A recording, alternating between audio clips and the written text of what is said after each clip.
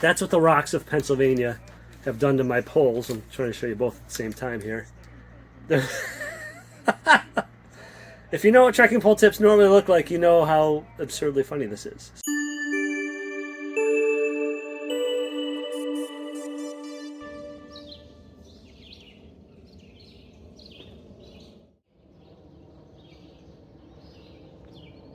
Good morning, campers. Just about to leave the Kirkridge shelter. This one out as usual. It's a decent shelter. Has mice. There were 5 of us sleeping in here. Could have fit 6 people comfortably. I think beyond that, it would have been a little tight. Privy is overflowing or getting close to overflowing, so that's a little problem. There's a water spigot right up the hill, so that's handy. There is also poison ivy around, which was another problem. So if you're tenting in this area, just be real careful. And it's only about 6.5 mile walk down into Delaware Water Gap. Going to pick up my packages at the post office, and then getting an Uber to the Quality Inn in East Stroudsburg. I'm going to spend a 0 day there. Going to resupply at the Walmart and just take it easy, rest my feet, soak them, do my laundry, edit some videos, and just kind of recuperate. And then plan out my next almost 2 weeks before I go home for a week. So I'm leaving the Kirkridge shelter, and I have to say, noticeable difference in my pack weight. Number one, I was snacking on mixed nuts, roasted nuts, as my kind of lunchtime afternoon snack. So I probably ate, between 6 and 8 ounces of nuts. Then I had my dinner. Then this morning I had a Lenny and Larry's cookie, as well as a Cliff Bar. And I'm only carrying half a liter of water because it's only 6.5 miles and it's mostly downhill. It's easy walking. It's a cool morning, kind of misty, a little bit of a fog in the air. My backpack is noticeably lighter. It's so much more comfortable. I wish it was always like this.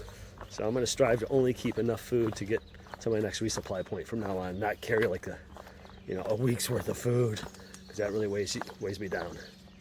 Always fun first thing in the morning, climbing a sheer rock face.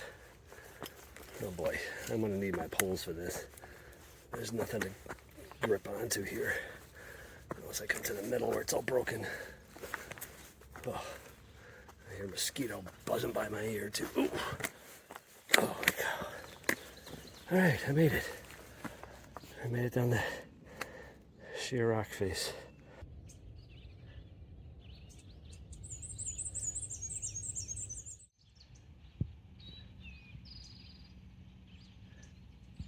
Out there is a valley, but it is completely filled in with clouds.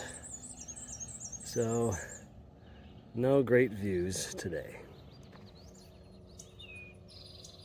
It was a fire tower with the concrete pylons and some old steps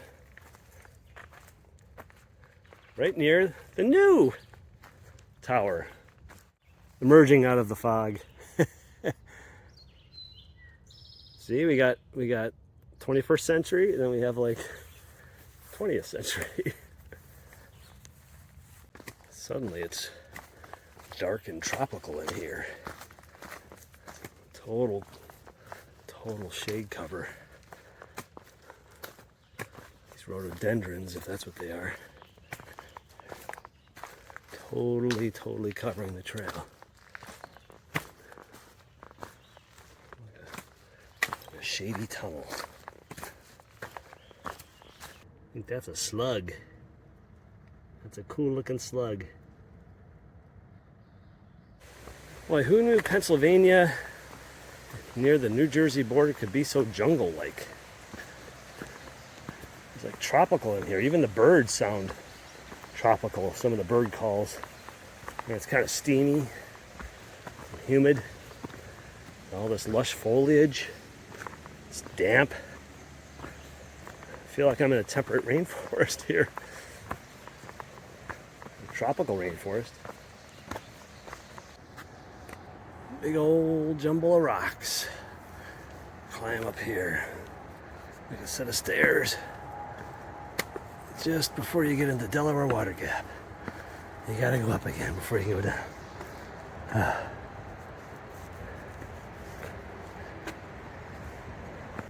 So Ash and I have just done a run to the Walmart. We walked from the hotel. It was a long walk. It was about a mile or so. We did our shopping. Got a resupply. Inside the giant supermarket right now, buying beer, and then I'm going to go in and buy beer. So I'm just watching the bags. And then we might run down. There's a Jersey Mike's right down the mall here, right down there. We might grab some subs because it's noon and we haven't eaten lunch yet. More food than I probably need. That's usually my MO. Buy more food than I need.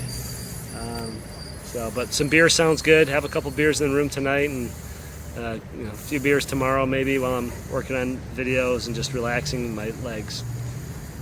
So I'm in my room at the Quality Inn here in, well, it's not Delaware Water Gap. It's East Stroudsburg, but we got off at Delaware Water Gap and took an Uber here. And giving a shout out to the Manavios.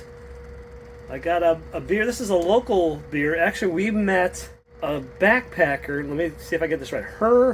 One of her uncles is the one who started this brewery, or was one of the partners in it or something. Flying Fish Brewing Company, local brewing company.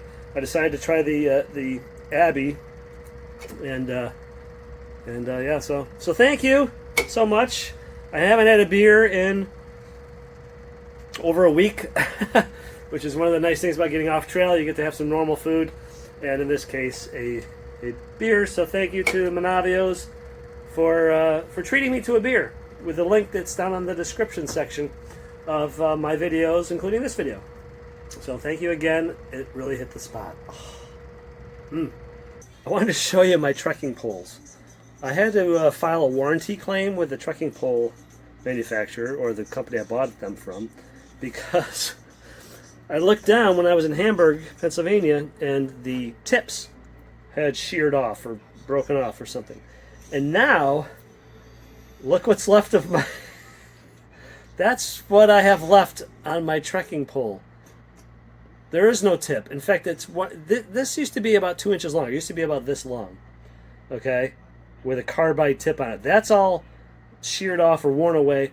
This is what is left at the bottom of my trekking pole, and they're both like that.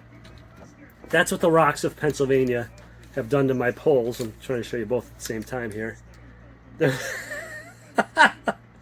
If you know what trekking pole tips normally look like, you know how absurdly funny this is. So anyway, beware of the rocks of Pennsylvania. Your trekking poles are going to take a beating.